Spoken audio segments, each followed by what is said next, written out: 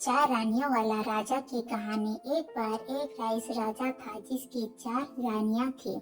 वो अपनी चौथी रानी को सबसे ज्यादा प्यार करता था और उसे महंगे कपड़ों से लदे रहता था और बेहतरीन खाना खिलाता था। वो उसे केवल सबसे अच्छा देता था।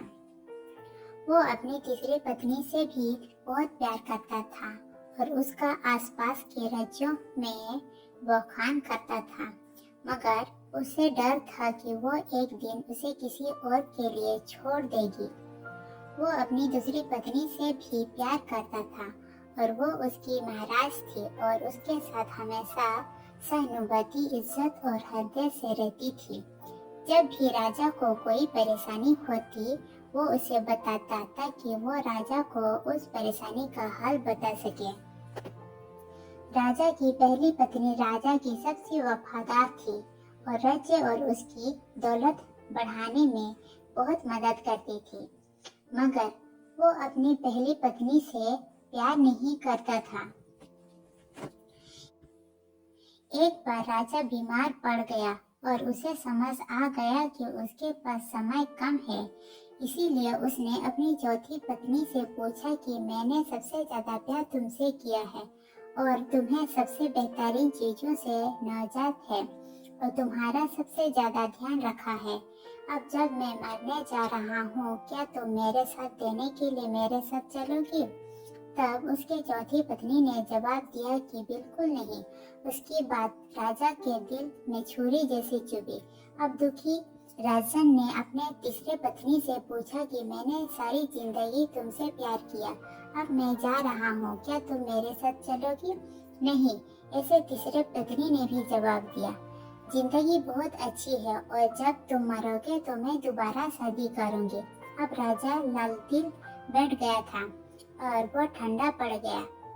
फिर उसने अपनी दूसरी पत्नी से पूछा, मैंने हमेशा जरूरत के वक्त तुमसे मदद मांगी और तुमने भी हमेशा मेरा साथ दिया। जब मैं मरूंगा, क्या तुम मेरे साथ देने मेरे साथ जाओगी?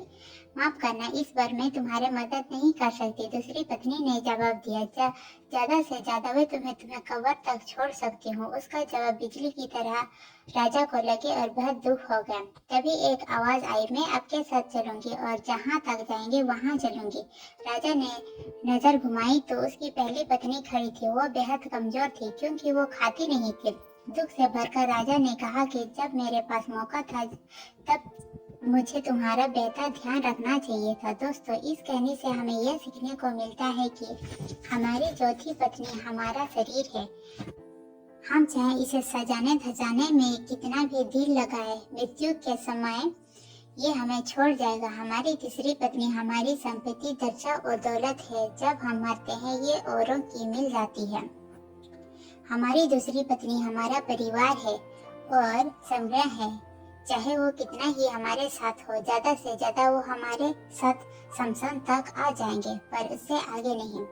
हमारी पहली पत्नी हमारी आत्मा है जो अक्सर दौलत, ताकत और अहंकार के लिए बेध्यान हो जाते हैं, मगर हमारी आत्मा ही एक ऐसी है जो जहाँ हम जाएंगे वहाँ तक जाएगी। इसीलिए इसे उपजाए, ताकतवर बनाए और इसका आवाज से ही ध्यान रखें। यही दुनिया में आपका सबसे बड़ा तोहफा है।